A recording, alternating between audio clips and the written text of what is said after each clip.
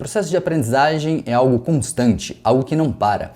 Isso não é nenhuma coincidência, dado que para melhorar o nosso padrão de vida aqui, a gente precisa estar sempre aprendendo e aplicando esse conhecimento. Mas e se eu te falar que existe uma forma mais eficiente de você aprender e mais consistente de você fixar esse conhecimento? Eu preciso pensar só como começar. Conscript reporting.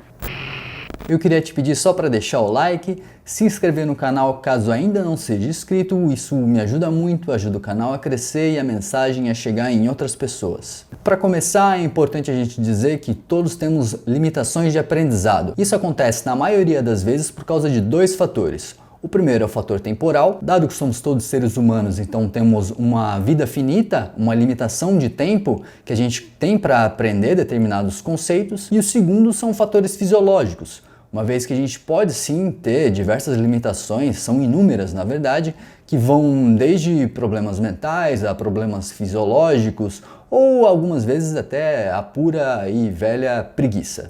Identificando algum desses fatores que pode de repente prejudicar o seu aprendizado ou mesmo impedir o seu aprendizado, é importante que a gente peça ajuda. Pedir ajuda para pessoas mais capacitadas que podem fazer com que você siga com esse projeto.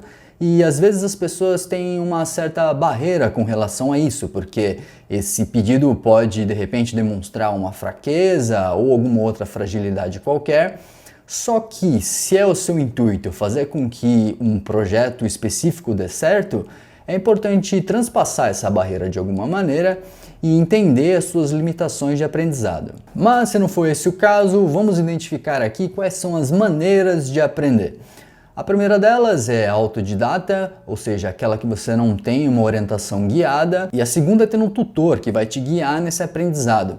Eu me considero majoritariamente autodidata, não há nenhum mérito ou demérito isso, dado que os dois têm seus prós e contras. Ser autodidata significa, entre outras coisas, que você vai ter mais liberdade para pesquisar o seu aprendizado, que você vai ter menos custo financeiro em cima desse aprendizado, mas também é muito mais difícil, você acaba sofrendo muito mais. Ao passo que se você tiver um tutor para te guiar, ele meio que já sabe os problemas que podem acontecer no meio do caminho e além de tudo você ainda, se participar de um curso, tem todo um network que pode te ajudar em futuras empreitadas. Então veja, não tem certo ou errado aqui, não tem superior ou inferior, depende muito da maneira que você se sente mais confortável a aprender. Por isso é importante que você entenda qual o método que mais se encaixa para o seu aprendizado, e independente de qual você escolha, o que eu digo nesse vídeo aplica para qualquer um dos dois. Então a primeira etapa para você aprender melhor é selecione o conteúdo que você vai estudar. Hoje, na era da informação, a gente é bombardeado de dados o tempo todo. De 2014 a 2016 foram criados mais dados do que toda a história da humanidade. E isso não vai parar, isso só tende a crescer. Olha esse número que eu vou pôr na tela. Ele é o número de criptomoedas criadas até o momento.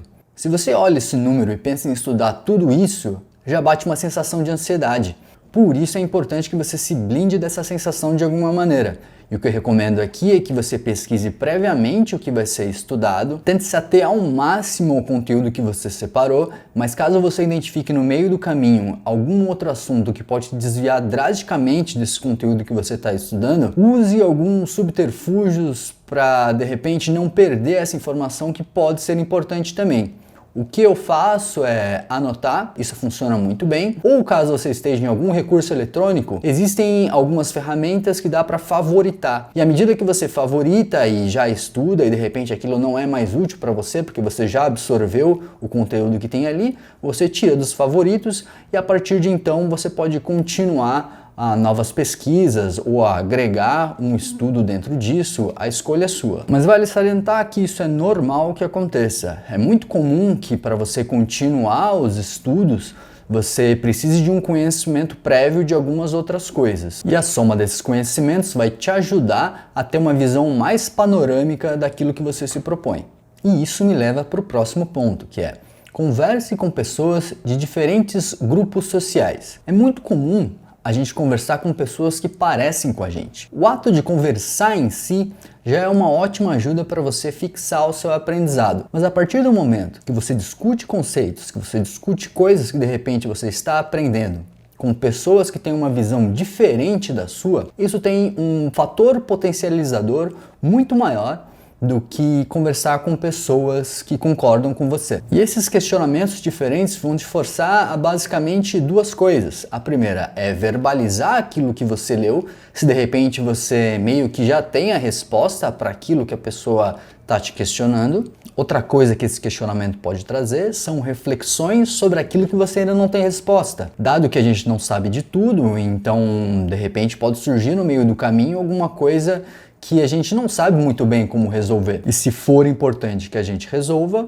então a gente vai precisar procurar algumas respostas e pesquisar melhor em outras fontes de conhecimento que de repente não estavam na nossa cabeça até o momento. Então entenda que a pluralidade de ideias, somado com um argumento bem embasado, tende a fixar muito melhor o conhecimento dentro da sua cabeça, além de potencializar o ritmo do seu aprendizado, dado que você está meio que colocando em prática aquilo que você só leu até agora. Que me leva ao próximo ponto, que é a prática é o melhor jeito de se aprender. Dado que você não tem como saber se você realmente sabe de algo se você não colocou aquilo em prática.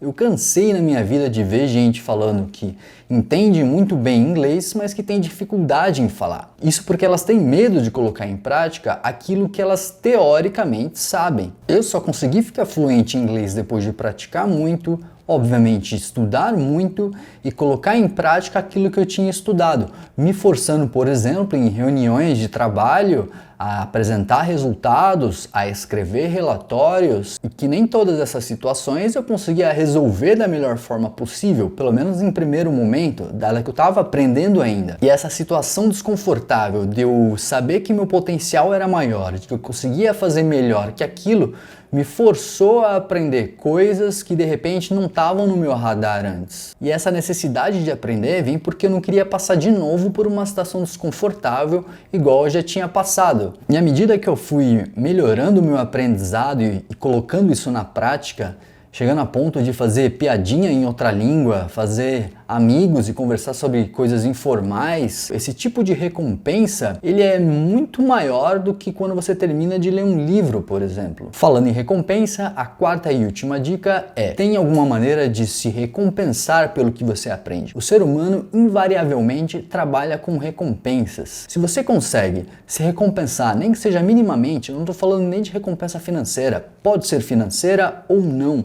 Se você consegue se recompensar, a necessidade de aprender vai se tornar latente, porque você vai ter orgulho daquilo que você criou. E essa sensação de orgulho vai fazer com que você se predisponha a situações que outras pessoas não estão tão dispostas a passar. Você quer um exemplo? Eu mexo em Excel há muito tempo e recentemente eu construí uma ferramenta que integra APIs de diferentes lugares e extrai informações como PIB, taxa de desemprego, a variação das bolsas mundiais e por aí vai. Isso me recompensou muito no processo.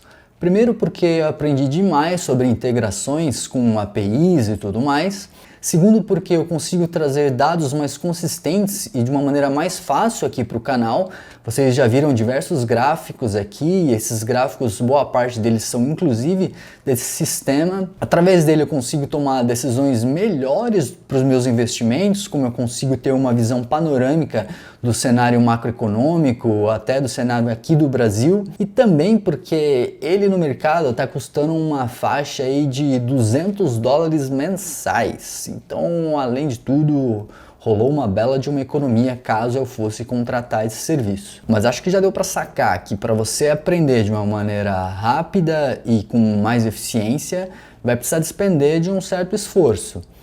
Porque aprender pela inércia é a maneira mais comum que as pessoas têm de aprender. Mas se forçar a buscar conhecimento de uma maneira consistente e direcionada, vai fazer com que você tenha resultados muito maiores do que a média. E aprender coisas novas e se forçar a adaptar a novos cenários não se trata apenas de acúmulo de riqueza ou bens materiais, porque essas coisas vêm e vão. Agora, o conhecimento que você adquire e repassa para a sociedade, isso vai gerar riqueza pela eternidade. Por isso eu acho importante que nós nos aprimoremos independente de idade, sexo, condição social, seja lá o que for. Então, se esse vídeo te ajudou de alguma maneira, não esquece de comentar. Eu agradeço caso você tenha assistido até aqui.